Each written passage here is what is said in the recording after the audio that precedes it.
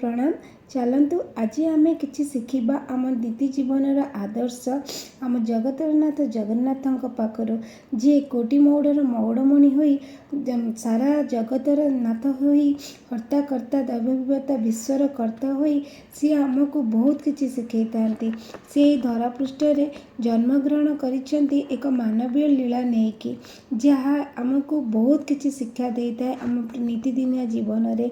जेमिति कि से मानवीय लीला ग्रहण करी मध्य ना से काहाकु शत्रु दृष्टि देखती ना काहाकु पातर अतर करती ना तांका पाखरे थाए अहम भाव। से जगतर पिता हेले मध्य केबे तांका भितर अहम भाव न थाए।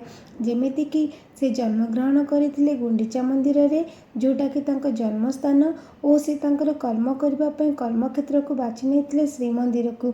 से एते बड़ ठाकुर जे से तांकर जन्मस्थान को निज मातांक नारे गुंडीचा रानी नारे नामित करथिले। जेमिति कि गुंडीचा मंदिर आउ तांकर कर्मभूमि कर्मक्षेत्र को निज स्त्री नाँ उत्सर्गीकृत करथिले लक्ष्मी माँ नाँ श्री श्री माने लक्ष्मी श्रीमंदिर। यह कौन तांकर बड़पण नुहे। सी आम ठारू कौन चाहती सी आम ठारू खाली भावर ठाकुर सी आम ठारू खाली भाव टिके चाहती आउ किछि भी चाहती। द्वितीयतः से तांको मंदिर रे से तांको भौणी सहित रत्नमंडप रे बसैछंती। एत बड़ दियो होइकि मध्य बड़ भाईर कर्तव्य तुलाउछंती निजर परिवार सुरक्षा तुलाउछंती। निज सान भौणी को निज पाखरे रखिकी ही से मंदिर रे पूजा पाउछंती। आमे जानिछे आमर मुगल सम्राट मुसलमान माने और इंग्रेज माने अकथनीय अत्याचार करथिले आम मौड़मणि को आमठारू आम श्रीमंदिर नहीं जीवा पई। सेतिपई आम जगह बहुत कष्ट अत्याचार शिखिथिला। केतेबेले पर्वत रे लुचिकी रहिथिला तो केतेबेले पातळागेमी होइथिला। तथापि से एते बड़ दयालु ठाकुर से तांको क्षमा ही करिथिला। ओ आमे एही बहुत बड़ कारण अछि मुगल मान और मुसलमान को विषय रे इंग्रेज मान को विषय रे आमे या परे के भी जानि नबा। किंतु जो माने मंदिर एहिथि पई अण हिंदू माने मुसलमान माने इंग्रेज माने आम श्रीमंदिर को प्रवेश करती ना।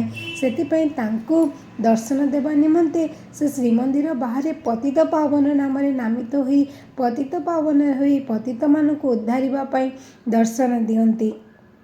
आउ से जन्मस्थान कर्मस्थान को आसीथिले निजर कर्तव्य भूली नाहांती। से कर्मक्षेत्र को आसिकी सारा जगतर कर्तव्य को से निज कांध निज मस्तक रे मुंडाई चली। आउ 9 दिनर विरति नहीं से निजर जन्मस्थान को जाती मात्र 9 दिनर विरति नहीं बट किंतु से रही जाती नहीं पुणी प्रत्यावर्तन करती निज कर्मक्षेत्र को। जो 9 दिन पर जाती से निज जन्मवेदी को गुंडीचा घर को सेठी भी तांकर रास्ता रे से जीवा समय रे निज माउसी अर्धासिनी माँ ठारू पोड़पिठा खाई चाहती। यह कौन तार ममता वात्सल्य ममता नुहे से तांकर मातृत्वर भल पाइबा को भी भूली नाहांती। आमको सी पुणी आमको बहुत किसी शिखाई दियंती।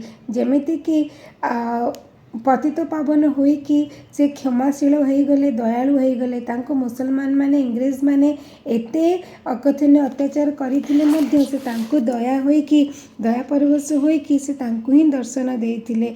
तो आमे जगतर नाथंटू कौन शिखिले आमे सबु बेले आम जीवन में नारी मानू सम्मान देवा दरकार क्षमाशील दयालु हवा दरकार कर्तव्य परायण हवा दरकार। आमको जीवन नीति नियम है कि आमको ईश्वर विश्वासी हवा दरकार। आमको जीवन में समर्पण भाव रखा दरकार। आमको केबे आम भीतर अहम भाव रखा दरकार नहीं। जगतर नाथ एते बड़ दिह एते बड़ दयालु जे से आमर ता पाखे अहम भाव नहीं मो भाव नहीं। से सबुबले निजर भक्त पाई पागल से सबुबले निजर भक्त पाई निजको ही जलांजलि देछि। आउ वास्तविक यह गोटे सत्य अतीब सत्य जगतर नाथ जगन्नाथ न चाहिए गोटे गछर पत्र भी हले नहीं। से आमर भावर ठाकुर मनर आवेग भाव तारी उपरे न्यस्त करदेले सीए ही चाहिए सबकिछि आमर समर्पण भाव आसीजिव। जय जगन्नाथ। आज एतिकी जय जगन्नाथ प्रभु मो जगन्नाथ।